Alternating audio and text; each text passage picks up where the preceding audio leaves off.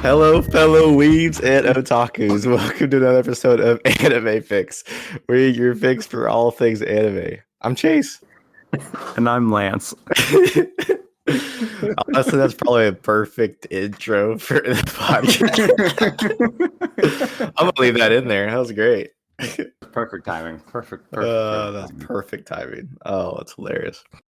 Oh, it's just us two today, huh? Just us two, no guests today. And what are we talking about? I'm so excited to talk about it. We are talking about, oh god, I forgot the name. Toradora. Toradora, what do you mean? How'd you forget the name of it? I mean, I finished it so quickly, so that's why. I appreciate that. I really appreciate it. It was very good. Oh, yeah. My heart is warm now. I will say nothing blew my mind about it. It seemed tragic. Tragic. It's fine. Go keep going. Keep going. No, not tragic. I think it definitely, because I was a big fan of like rom-coms before and like romantic films. Yeah. And it seemed to hit similar beats to what I'd seen before. So nothing so surprising to me, which was partially why I was so eager to ship Ami and Ryuji together, because I figured that would have been a nice, unexpected twist. Oh, you like twists and stuff.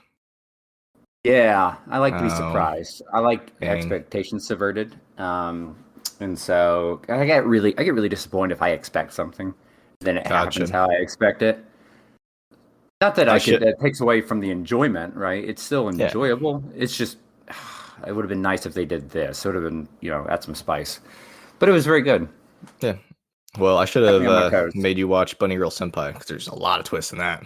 Oh, well, that's fine. That'll be my second one I show you. Okay. Yeah.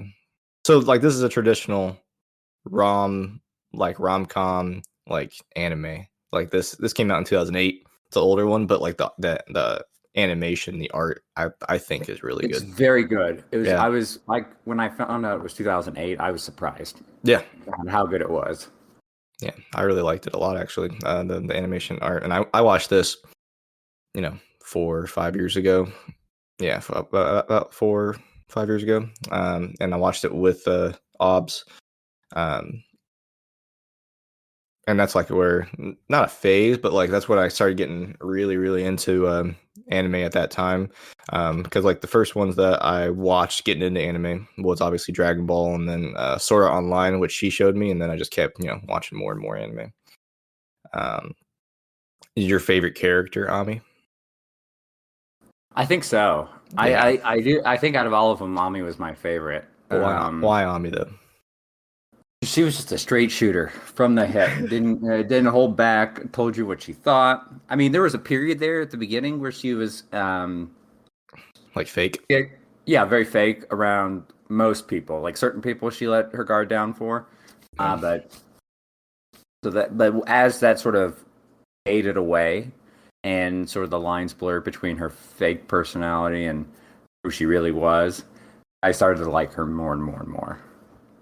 Yeah. I got you. I appreciate it. And it's funny, the thing I liked about her. And Taiga was really cool too. Yeah, she was. But at the end, they pointed something out, is that she, everyone liked Taiga because they thought of her as such a straightforward, honest, in your face kind of person. Yeah.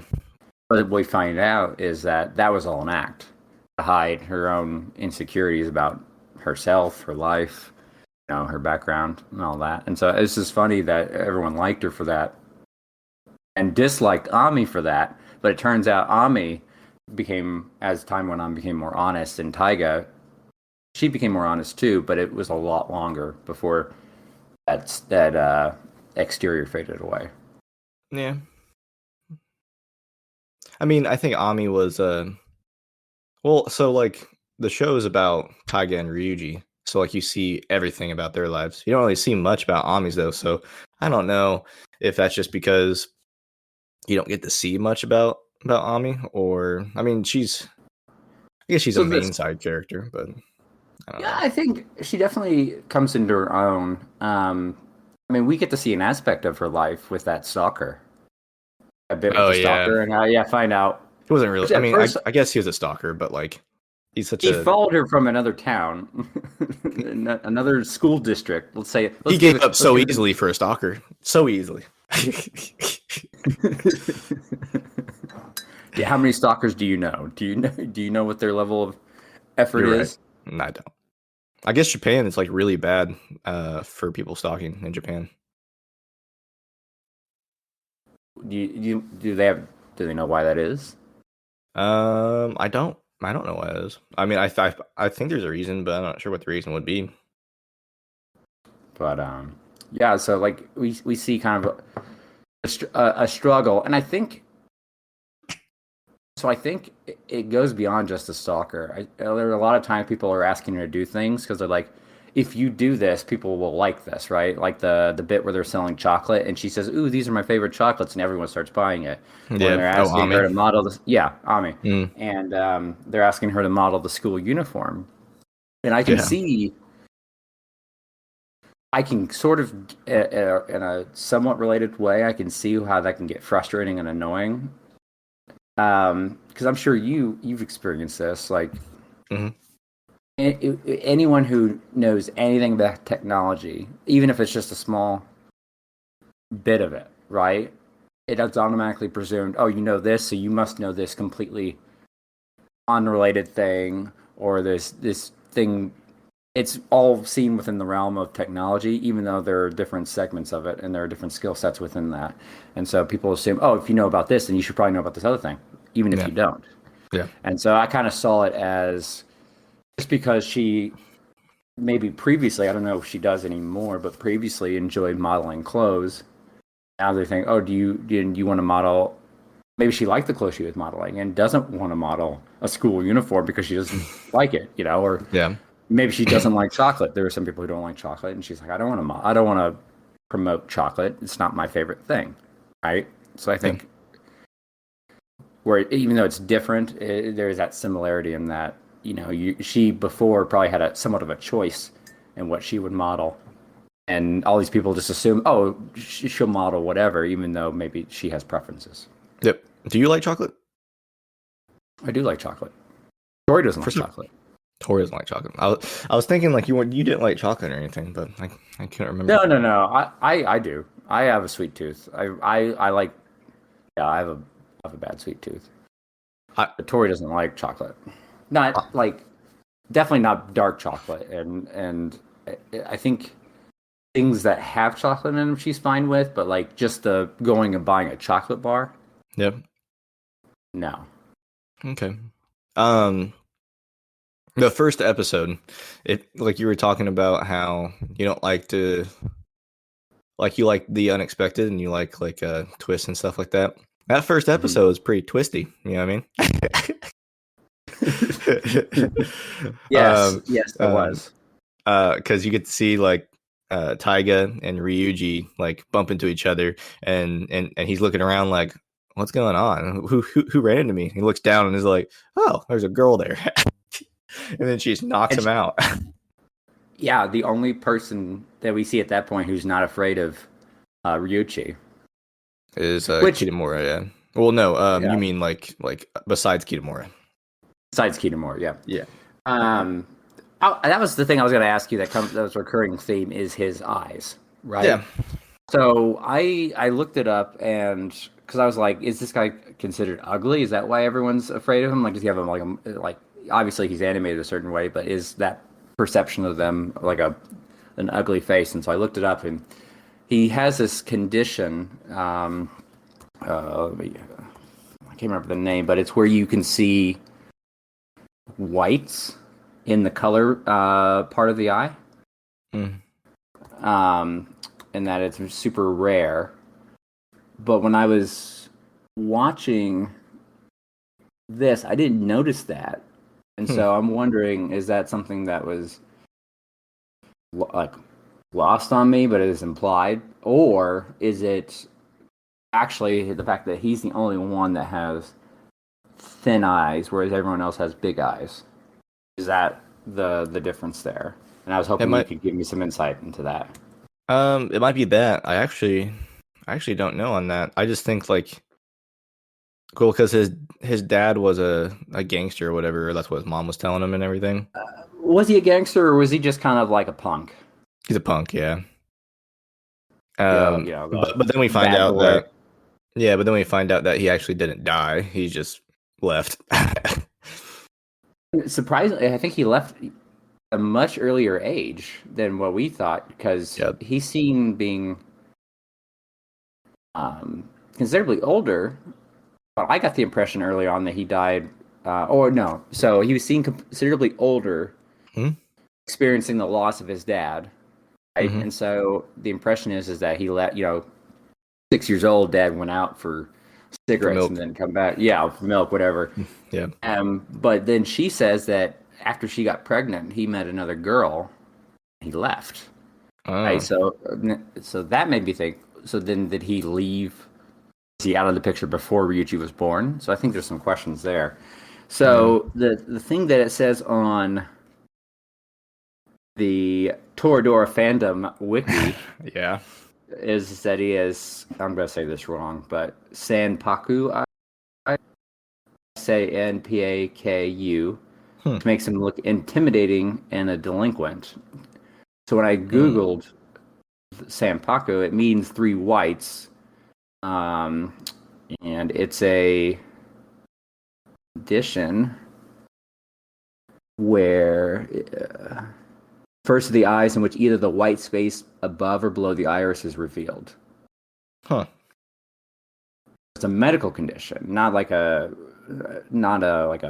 illness, but like just a genetic effect. Based on the couple quick searches I did. I didn't read much about it outside of that. But I never noticed that in the animation. So the only other... So I assume that's implied then. Maybe it's something... Because he has narrow eyes? I don't know.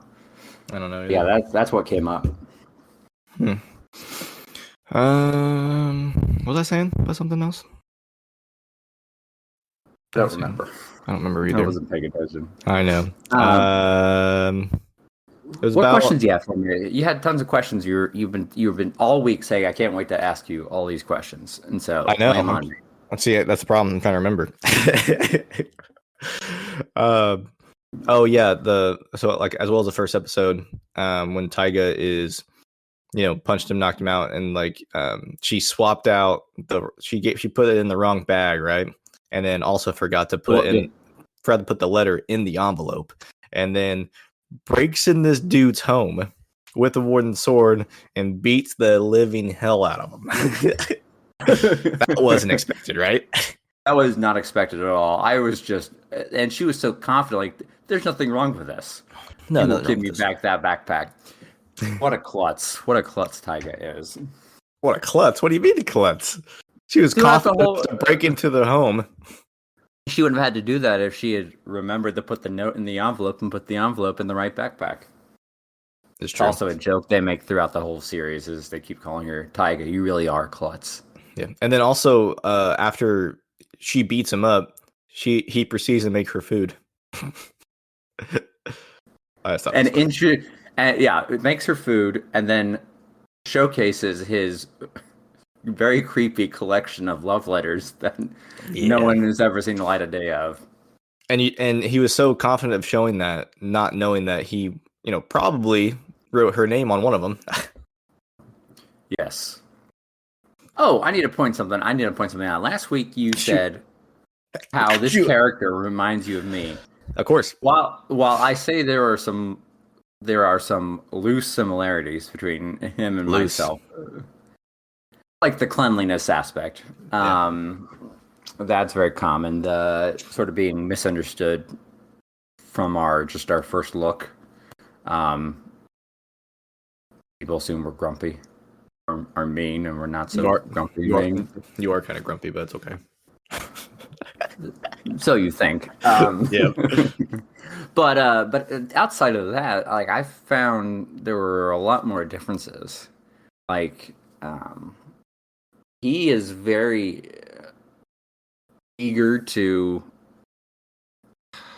even though she bullies him frequently, He enjoys almost it. every sentence, he enjoys that, and he's okay with it. And he calls himself a dragon. I would do none of those things. Yeah. The moment someone broke into my home, I wouldn't offer to make them food. I would throw them off my porch. Even the story? Okay, Yeah, if it's Tori today, not no. Tori today. If it's Tori then, if she just showed up, yes, I would have thrown her off the porch. Nope, don't think you would. You don't think I would? Nope, don't think you would. I also love in the first episode when like she goes to leave and just does a circle and then goes to the big building and she's on the balcony and he's like, "What? That's how you got in." Yeah, Thought that was funny. their whole I did not get his interest in Kushieda. Why? Because she's like the popular like sports like girl. Yeah, but only probably because she's popular and only because she's pretty. But like, obviously he has a more instant connection with Taiga in the first 5 minutes of their interaction than he ever did with.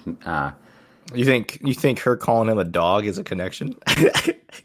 I think the fact that he didn't throw off his porch is a connection. After she called him a dog is a connection. Like you said, he enjoys it. Yeah. I'm trying to look up why you like Kushieda. Yeah, we didn't really see from Ryuji. Like, I mean, you kind of saw from Ryuji that he started to like Taiga more than Kushieda. Like I saw, like you could see that when he's smiling in the pool episode, and like he's like thinking about it, and like he went to go visit her in that bear costume during the thing. Those are two. No, the bear costume was the Christmas episode. Well, I know. I mean, like the progression of him, like liking her. Yeah. But like he still, after like he saw her in the bear costume at like saw Taiga, like he still went and tried to go confess to Kushieda. So like, when did it like fully transition, like to him just liking Taiga only? I think it was when she got lost in the storm. Yeah. Because at that point, he hadn't been. I mean, Taiga has made a couple of statements like, "I'm going to be keeping my distance because I don't want to distract you from, pursuing your relationship with her. I don't want people to get the wrong idea. I'm going to take care of myself." All those things, and that was tough for him even then. But she was still there, right? He could still look over. He could still see her. Obviously, they're neighbors. So there's a sense of like, okay, you're keeping your distance, but I still know you're okay. This was the first time he was faced with she wasn't going to be okay and had no idea where she was. And so I think that recognition of I could lose her was the final straw that pushed him over the edge into realizing just how much he cared about her. Yeah. They are all stupid. What do you mean they're all stupid? They're all their decisions are stupid, and how like it's an anime. Of course, they're all stupid. like what decisions are stupid? Thing.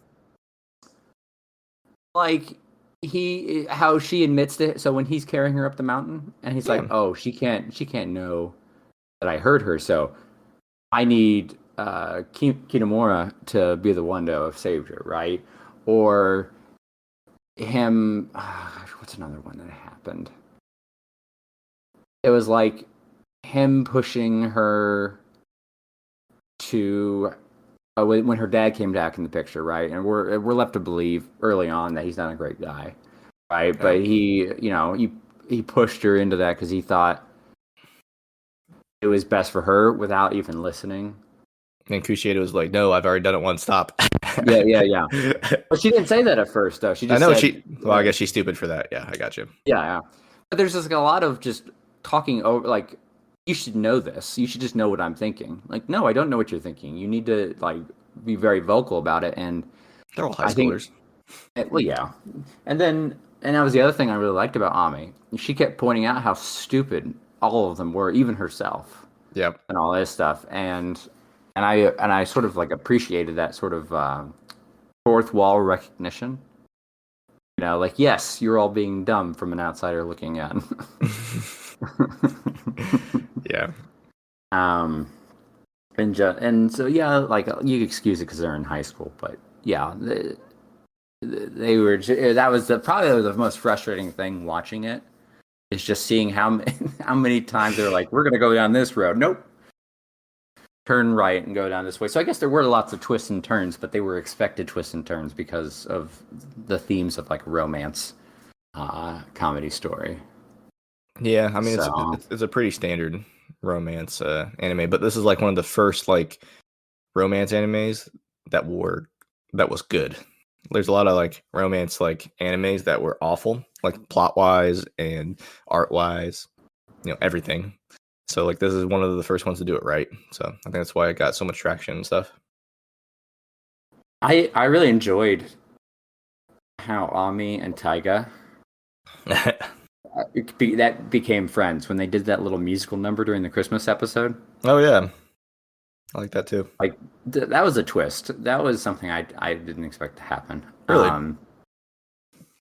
Yeah, because I mean, like, yeah, they were friendly, but they had always been antagonistic. That was they had to prep that. They had to plan that. So there were weeks of us seeing as outsiders them being antagonistic towards each other. But clearly, outside, the perspective of Ryuji, which is who we primarily follow, they were getting together, they were practicing, they were planning this sort of surprise event at their Do you think they only act like that in front of Ryuji because they both like Ryuji? Probably. Bro, every girl in the anime likes Ryuji. And it's insane. And I told you, it's insane.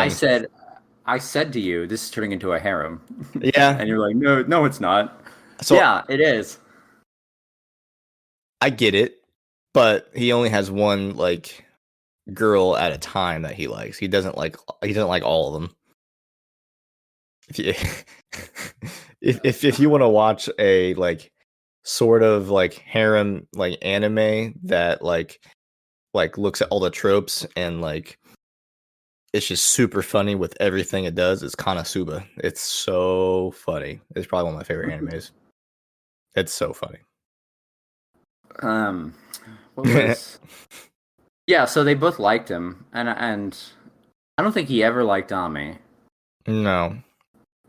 He did get flustered when she was approaching him, though. Yeah, because she's like in the apartment, like after the brainstorm or whatever, or the stalker. Yeah, after the stalker episode. Well, I mean, he's being approached by a traditionally cute girl, Jezebel. Yeah, Jezebel. I got you. So I mean, and they're in high school, so like I could get that. Like even if he doesn't like her, he's still going to be like, oh my gosh, this model is talking to me. He's going to be like really nervous around her. Yeah. Yeah, I don't think he ever really. Taiga walks in. Yeah, Taiga walks in, just stares and says, "Yep, they're not here." That's not what it looks like. They're not here. Did you? I think that they touched on this. You think that Minori, that's her name, right?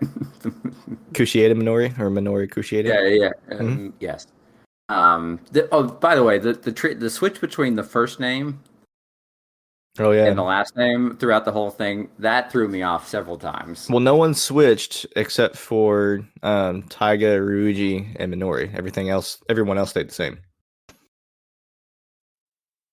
Okay. Well, because the only one that calls Kushieda Minarin, which is not even her first name, But is Taiga. But we hear characters use people their first name and last name several times, even though our main characters are primarily using one method, like Ryuji called Taiga, and vice versa.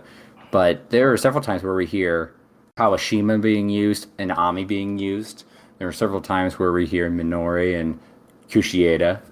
I don't think we ever hear Kitamura's first name, do we? No, I don't think we hear Kitamura's first name. But yeah, there are several instances where different people are using the first and last name. Yeah, it just depends how close they are to them. So did you not know that? Like, it's more common to say your last name until like you're super close to them. I didn't. Yeah. So in other animes, you should like listen out for that and see like if it's the same case. It mostly is in other animes, but it's a pretty cool. Looking back on some of the ones we've watched, I can think of situations where characters, I hear their last name being used a lot, but I always thought that was more of just a shorthand rather, or just like I think the only other media story that I can and not anime related is like Holmes and Watson. Like they both have first names, right? But they're constantly there. It's unique that they call each other by their last names, right? And so I just thought of it as I didn't think there was a cultural reason behind it. I just thought it was a literary choice. Like we're just going to go by our last names.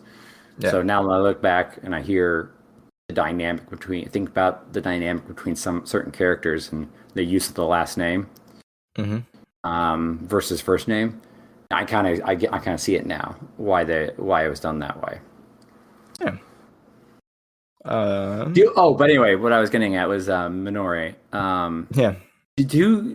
I think they touched on it, but did she have a crush on both Taiga and on Ryuji at the same time? No. No? Okay. No, there's only Ryuji. Were you surprised, like, throughout the whole thing where, like, she broke down at the end after they came and they... So, like, look, she's way too nice. She's way too nice. She did say she loved Taiga. She said she loved them both. So maybe one was friendly and one was more romantic. Oh, yeah, one was friend, one was, like... But, like, were you surprised when Kushieda finally broke down after they both left? After she gave them all of her money that she worked for throughout all those jobs so to run away with. Like, what are you doing? Don't give them all your money. Yeah, I don't condone your actions, but here, let me support your decision. Let me support your decision. But like, she broke down crying because she has feelings for Ryuji the entire time. Like, what do you think about that? I was like, are you kidding me? You're gonna say that now? Yeah, that was definitely threw me off because like I didn't think she liked him. I didn't either. Like when I first watched it, I was like, "There's no way this girl likes him," and then like just broke down crying, so hard, and I felt like, "Are you kidding me? Why are you crying so hard for this dude that you could have had at the very first episode?" Just because, and very obviously, he was into her. Oh, she knew. I mean, but she wanted to spare Taiga's feelings, I guess. But like Taiga didn't like him at the very first episode. No, she didn't like him at the very first. But I think she did start. Do you think she grew to? All right. Do you think she liked him, and that's why she spent all the time over there, or do you think she spent all the time over there because he would take care of her, and so she was kind of spoiled? Taiga. Yeah. So like. Oh, do you think do you think she liked him? Do you think she enjoyed being spoiled first and then grew to like him? Or do you think that she liked him and that's why she spent all the time over there and just as a side effect, he spoiled her? Just if that makes sense. I think that Taiga likes to call Ryuji daddy. Because all the things that Ryuji does for her fills the void that her father should have done, right? So it's a father like daughter kind of complex in the beginning. So like he takes care of her, makes her food, comforts her in those times when she's trying to go for Kitamura, which I think is why not spoiler, obviously we're talking about an anime, but which is why at the end she has to leave. So she's no longer in that father-daughter like kind of relationship. And like Ami says that as well, as like, what kind of relationship do you and Taiga have? It's kind of weird. It's kind of a father-daughter kind of relationship. So that's why she leaves, I think. So she doesn't have to rely on Ryuji for everything. When she comes back, they're more as equals and they can start dating as equals instead of that weird father-daughter relationship. Well, she not only calls out the weird father-daughter relationship, she goes so far as to say that him, Minori, and Taiga have this sort of like father-mother daughter Yeah. dynamic. Like it's a weird family sort of thing. So and Taiga, obviously kind of recognizes that as well, because like he even cleans her whole apartment, and like when Kushieda comes over, she's like, why is it so clean over here? You know what I mean? Oh, that okay. So that's another thing. Wouldn't have done that. Wouldn't have cleaned up after somebody else. Number one. Really? Even if you're clean freak and you walk in and there's mess everywhere? No, I'd just leave. I would just leave. I said I can't. Like that the fact that they blurred out how gross the kitchen sink was. Yeah. That made me queasy. Also, I can't clean bathrooms. Really? Why? Like, it's too. I can clean anywhere else in the house, but the bathroom is just something that's actually Tori has to take care of that. Yeah. Okay. Yeah, I just can't. I don't. It's a mental block thing. I just can't go. I can't clean bathrooms. And also, he enjoys the cleaning. I don't enjoy cleaning. Really? Like no, I enjoy being in a clean home, but I don't enjoy like if I could pay. All right, there's a reason I have. Okay, I don't like if there is a robot that I could pay, or if I could pay a service to come and do all the cleaning for me. You can. All right, it would be too expensive. Yes, this is true. So at this current juncture in my life, it would be too expensive. I looking up this like Kushieda facts or whatever, and it says number 1, she actually confessed to Ryuji early in the anime, within the first 10 episodes. So when they're talking on the balcony, this is what this is saying, which I don't think is right.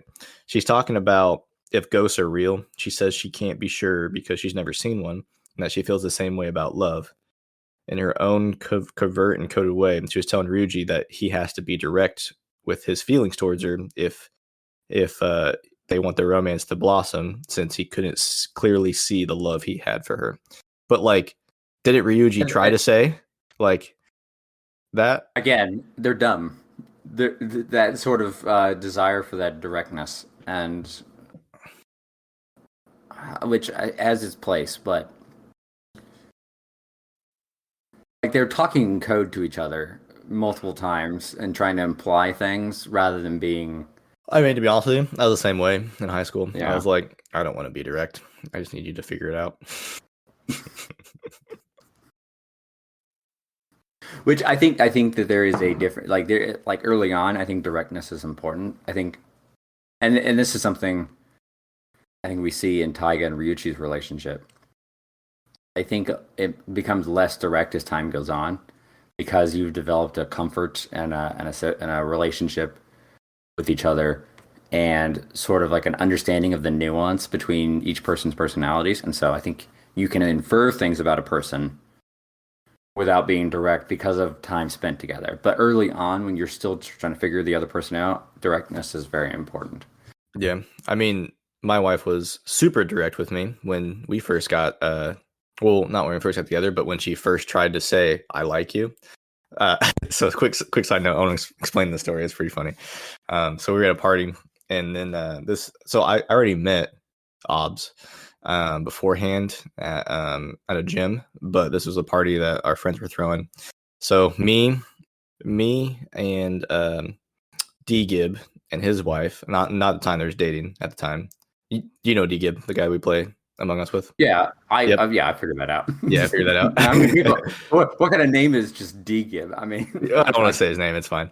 But D-Gib and yeah. his wife, and then Obs was there as well. But obviously they were dating at the time. But we're all in a circle, and then Obs out of nowhere says, and I'm like, I don't know what's going on. I'm like a 20 or 21-year-old, like don't know anything, don't know any better.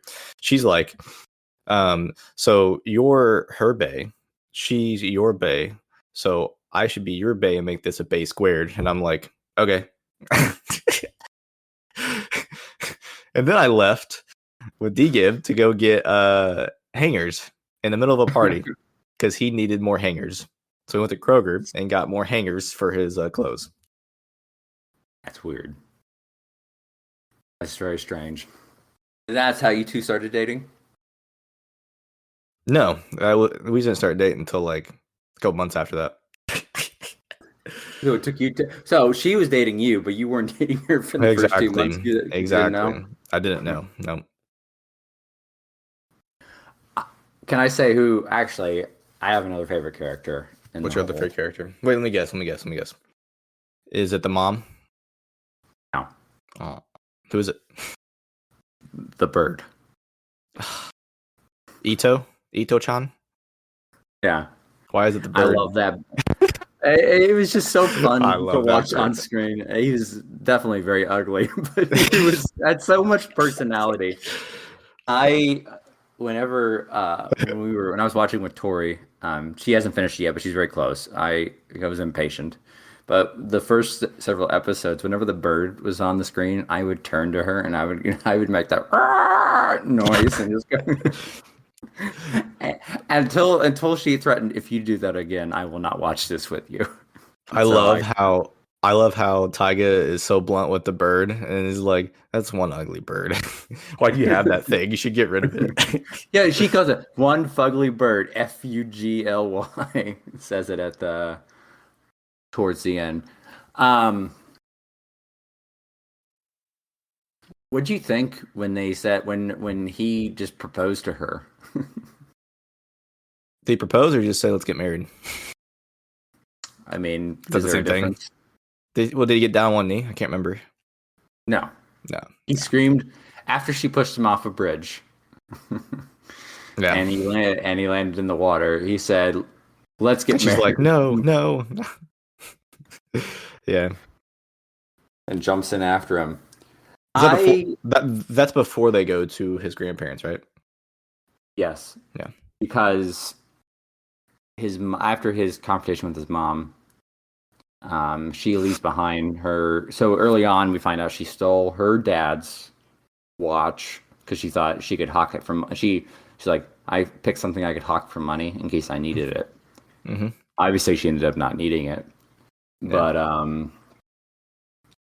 she hands it to him, says, "Show this to him, and he'll know who you are." Which kind of led me into a lot of like timeline questions on when all this stuff went down, because we see him being older when his dad's gone. Mm-hmm. Yet it's kind of implied at the grandparents' house that he left right when she was pregnant. Yeah.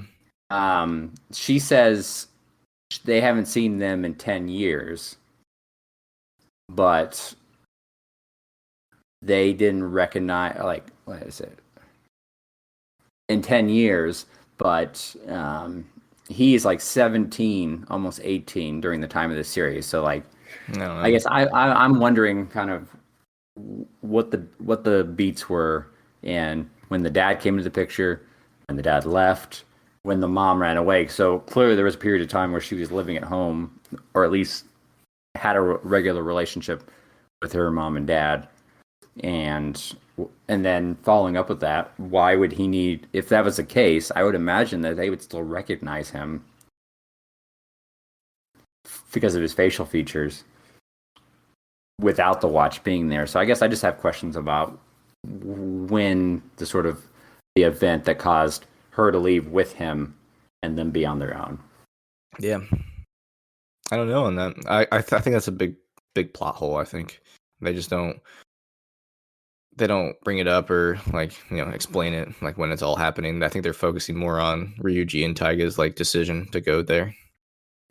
I mean, it could be a plot hole. It could just be that they didn't think it was important to. Yeah, Like, it's a more of a we're going to reference this, but we don't need to elaborate more. That is something I would be interested. Like, I know you asked me if I was going to read the manga. Maybe I will. I don't know. Manga for what? For Toradora? For Tortora. Oh, it doesn't go any further. Oh, it doesn't. There's no. Is there no explanation about their past? Oh, I don't know about that. I don't know about that. I just know that it doesn't go any further than what happened at the end. So I might be interested then if they're gonna would elaborate more on like the past leading up to it, or maybe the dynamic of why he started to like Minori. Taiga's sort of how she ended up in that apartment. Because I mean, was that the first time they had met, or that he knew of her when they bumped into each other? When they bumped into each other, the first time that they knew of each other. Okay. So they've been in the same school though for years, but there's different classes though. That was another question I had. They seemed like they all shared the same class for every subject. Yeah, so you stay with the same class for each of your subjects. But there's different, like there's A, B, and C classes. So like I don't know how it works with like your school, but like when I went to my Catholic school, if there was too many kids in one grade, we broke it up into A and B like classes. So I went to a public school, but I also went to a smaller public school. I guess I think there was at most 800 students in all 4 grades. Mm-hmm. But yeah, we at least in that environment, we had multiple subjects obviously throughout the day, and we would move from classroom to classroom, and the students would be different in each one. Now, obviously, we were at the same class each day for that period, right? But it wasn't like I was the classmate that I had sitting next to me in the first period of the day was a classmate I had sitting next to me in the second period of the day. It changed. Yeah. So, what do you think about when they were at his grandparents and they finally like kissed for the first time and Taiga's like, do it again? I was pretty excited when that happened because I shipped them the whole time, obviously, because I don't like to be surprised. No, I thought it was very sweet. I liked how they're like when they were in the bedrooms, like, since you're getting married, you can have have the same bedroom, and they're like sitting there like, what do we do? And because they slept in the same bedroom before, right? Well, not bedroom, but they slept in the same living room before. I mean, I think that's different. Different, yeah, sleeping on the couch, on the floor, in a sleeping bag, a bunch of people all piled up. That's different than sharing a bed in a room all to yourself. What do you mean? I've done that with a bunch of girls. That's fine with me.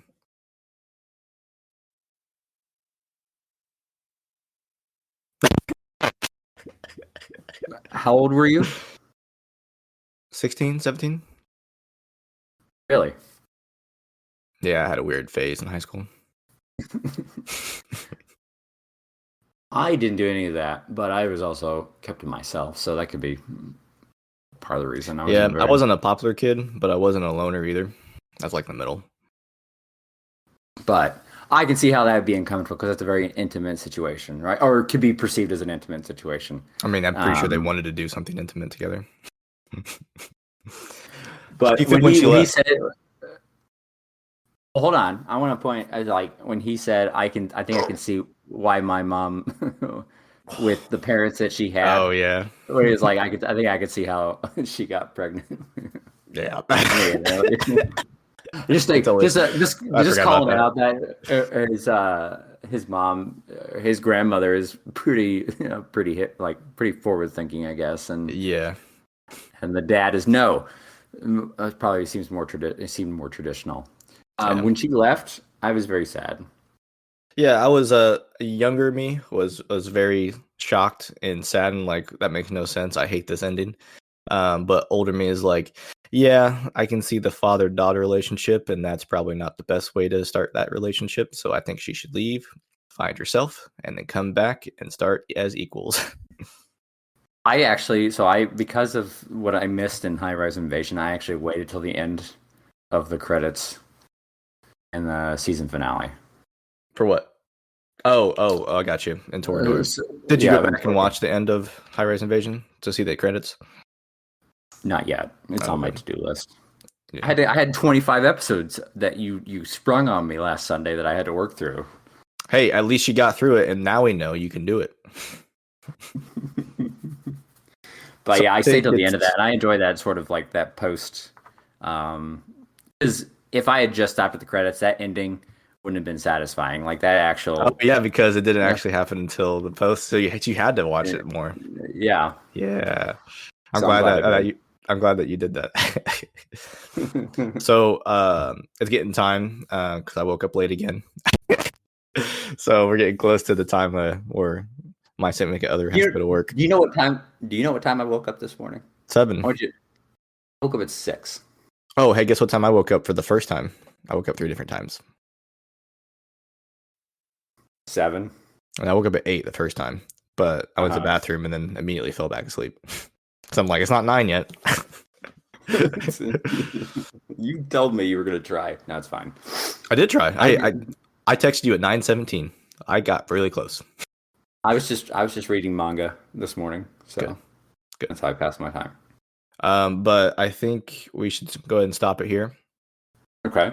What are we watching next week or this week? I thought really long and hard. And I want to talk about Death Note. Yeah. And then you dropped on me that other anime you started, which you said is even more intense than Death Note. It's so much. It's RE0. It's so much more intense. It's insane. And then I thought about that because that was one I haven't seen yet, and so I was like, I really want to talk about that and experience that. Bro, I know crazy. how you get. You haven't even finished Death Note because of. I haven't finished Death Note or RE0. So I thought about making you do that. But then I was like, well, here's another. So I think Beastars, because you've watched season 1, but you haven't watched season 2.